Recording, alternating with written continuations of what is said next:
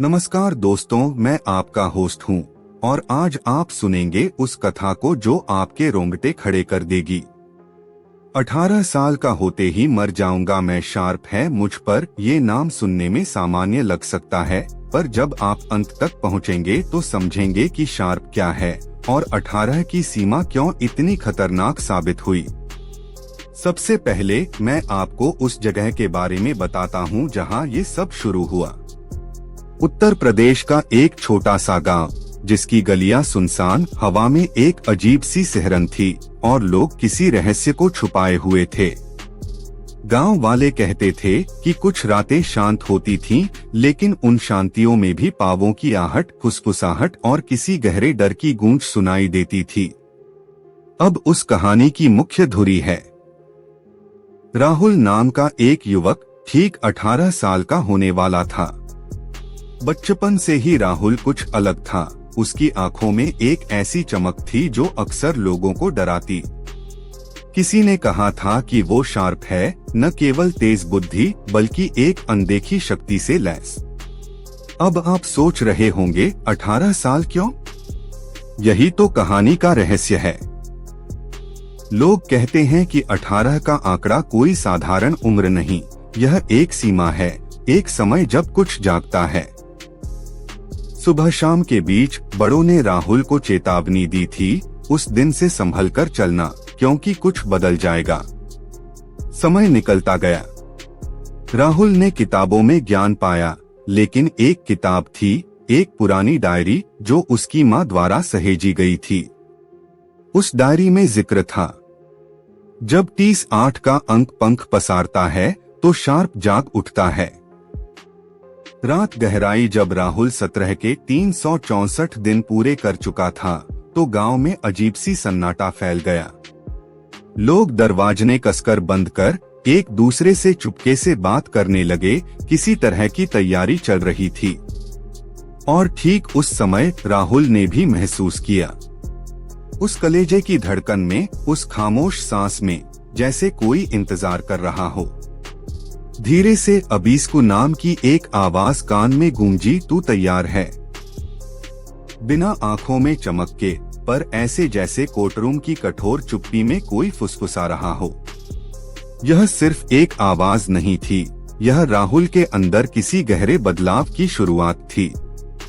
और तभी रात के 12 बजने से ठीक पहले वह पल आया।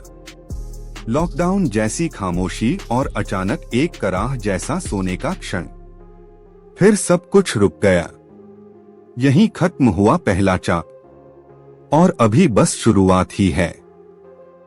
इस कहानी का अगला हिस्सा होगा उस डर और उस पहचान का, जब शार्प पूरी तरह जागेगा और सच सामने आएगा। इस बीच अगर आप शांति से सांस लें तो ध्यान रखें, 18 साल की सीमा पास है और आपका हृदय इस दहशत से थरथराएगा। अब सुनिए आगे। रात के 12 बज चुके थे और जैसे ही घड़ी की सुई ने नया दिन छुआ, राहुल के कमरे की हवा भारी हो गई। खिड़कियों से आती ठंडी हवा अचानक बंद हो गई, जैसे किसी ने बाहर से सब कुछ सील कर दिया हो। और तभी उस पुराने शीशे में राहुल का चेहरा कुछ सेकंड के लिए बदल गया। वहाँ उसका चेहरा नहीं बल्कि किसी और का, जिसकी आंखें लाल थीं, मुस्कान लंबी थी और गालों पर अजीब सी कट मार्क्स थे। राहुल ने डर से पीछे हटना चाहा, लेकिन उसके पैर जमीन में जैसे जकड़ गए थे।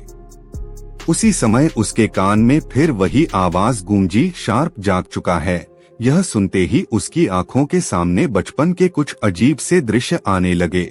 जब वह 3 साल का था तो एक बार खेत के किनारे खेलते खेलते वह गायब हो गया था। गांव वाले उसे पूरे 2 दिन ढूंढते रहे और जब वह वापस आया तो उसकी हथेलियों पर अजीब निशान थे, जैसे किसी ने धारदार हथियार से काटा हो, लेकिन खून की एक बूंद तक नहीं निकली थी। उस घटना के बाद से गांव में अजीब बातें होने लगीं। मवेशी बिना कारण मरने लगे, पेड़ों पर काले कपड़े लटके मिलते और आधी रात को कुत्ते बिना किसी वजह के भौंकने लगते। राहुल की माँ ने हमेशा कहा था कि उस दिन से उसके बेटे में कुछ बदल गया था और अब 18 साल की उम्र आते ही वह बदलाव पूरा हो रहा था।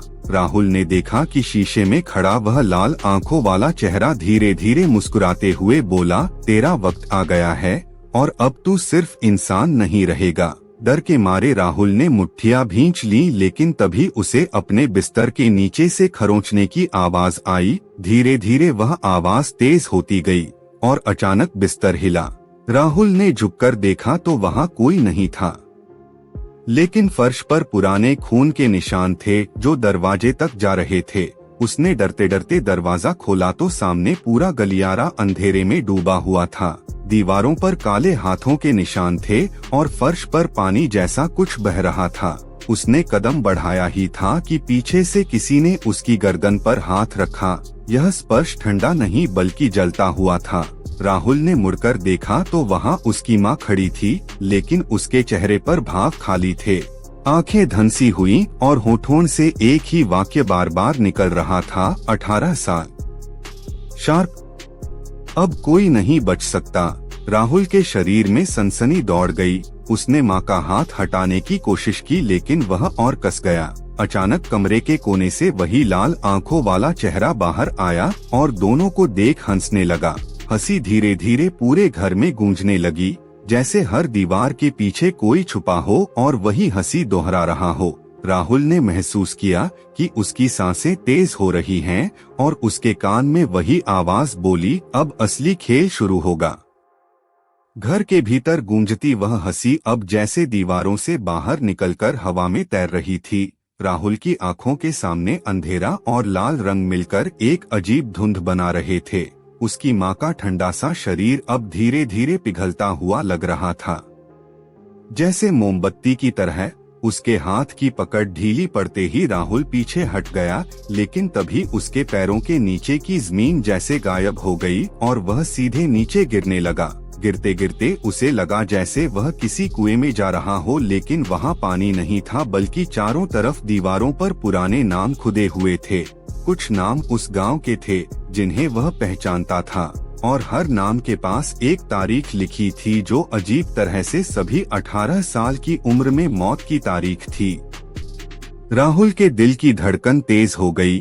तभी एक आवाज आई, ये तेरी बारी है, भाग सकता है तो भाग, वरना बाकी सब की तरह तू भी यहाँ दर्ज हो जाएगा। वह गिरते गिरते एक पत्थरीली सतह पर आकर रुका। सामने अंधेरे में किसी ने दिया जलाया। दिए की रोशनी में एक बुजुर्ग आदमी का चेहरा दिखा। उसकी दाढ़ी सफेद थी, लेकिन आंखों में नमी नहीं बल्कि खालीपन था।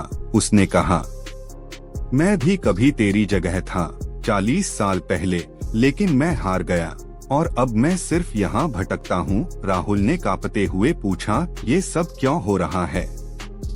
ये शार्प क्या है? मैं क्यों? बुजुर्ग हंस पड़ा। शार्प कोई उपाधि नहीं, ये एक श्राप है जो तेरे खून में है।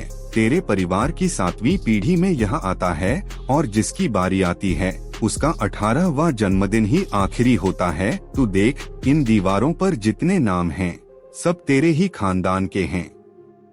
राहुल ने चारों तरफ नजर दौड़ाई तो हर नाम के साथ उसकी नसों में एक अजीब सा कंपन हुआ, जैसे वह उन मृतकों की पीड़ा महसूस कर पा रहा हो। अचानक दिए की लौ कांपने लगी और अंधेरे से फिर वही लाल आंखों वाला चेहरा बाहर आया।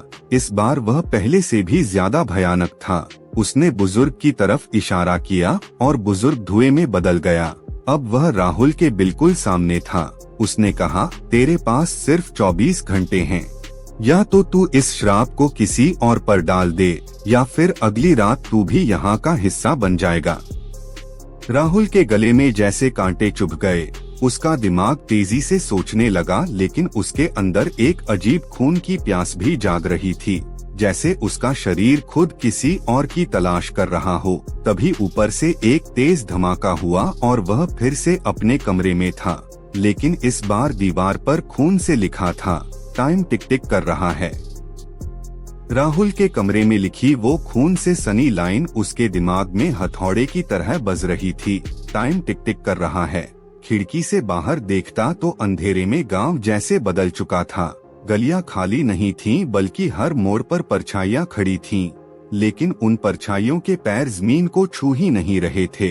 वे धीरे धीरे हवा में तैरते हुए राहुल की तरफ देख रही थीं। उसकी सांसें भारी हो गईं।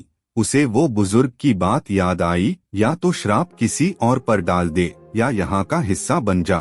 लेकिन राहुल के लिए किसी मासूम को बलि चढ़ाना आसान नहीं था। पर जैसे जैसे समय बीत रहा था, उसके अंदर की प्यास बढ़ती जा रही थी। उसकी आंखें लाल हो रही थीं, हथेलियों में अजीब शक्ति महसूस हो रही थी। रात के 3 बजते ही हवा ठंडी नहीं बल्कि जलती हुई लगने लगी। बाहर से तेज कदमों की आहट सुनाई दी। राहुल ने दरवाजा खोला तो सामने उसका बचपन का दोस्त अविनाश खड़ा था, जिसने चिंता में पूछा, तू ठीक तो है न? तेरे घर से अजीब रोशनी आ रही है। राहुल ने बोलने की कोशिश की, लेकिन उसके होठों से बस फुसफुसाहट निकली, भाग यहाँ से। लेकिन अविनाश अंदर आ चुका था। तभी कमरे की बत्ती खुद ब खुद बंद हो गई और अंधेरे में वही लाल आंखों वाला चेहरा फिर से उभरा। इस बार वह राहुल के और पास आया और कहा, ये तेरा मौका है, इसका जीवन ले ले और तू बच जाएगा। राहुल का दिल धड़क रहा था, एक तरफ दोस्ती, दूसरी तरफ अपनी जान। लेकिन तभी अविनाश के कंधे पर वो लाल आंखों वाला हाथ रखा और वह हंसने लगा। उसकी हंसी में डर नहीं था बल्कि एक साजिश थी। राहुल को समझ में आया कि अविनाश पहले से ही इस खेल का हिस्सा था और वह उसे यहाँ फंसाने आया था। लाल आंखों वाले ने कहा, तेरे पास विकल्प खत्म, अब तुझे खुद फैसला लेना होगा। राहुल ने अपनी पूरी ताकत इकट्ठी की, खून उबल रहा था, शरीर कांप रहा था और उसने एक कदम पीछे लेकर अपने सीने पर हाथ रखा। फिर एक पल में उसने अपनी सारी शक्ति उसी श्राप को तोड़ने में झोंक दी। कमरा तेज रोशनी से भर गया, लाल आंखों वाला दहाड़ा और धुएं में बदल गया। अविनाश जमीन पर गिर पड़ा और गायब हो गया। लेकिन राहुल ने महसूस किया कि उसकी सांस रुक रही है। उसकी उम्र का 18वां साल पूरा हो चुका था। घड़ी की सुई ने 12 बजाए और वह जमीन पर गिर पड़ा। उसकी आंखें बंद होने से पहले दीवार पर खुद ब खुद एक नया नाम उभर आया, राहुल 2007 से 2025, और उसी के नीचे एक नई लाइन, अगला शिकार इंतजार में है।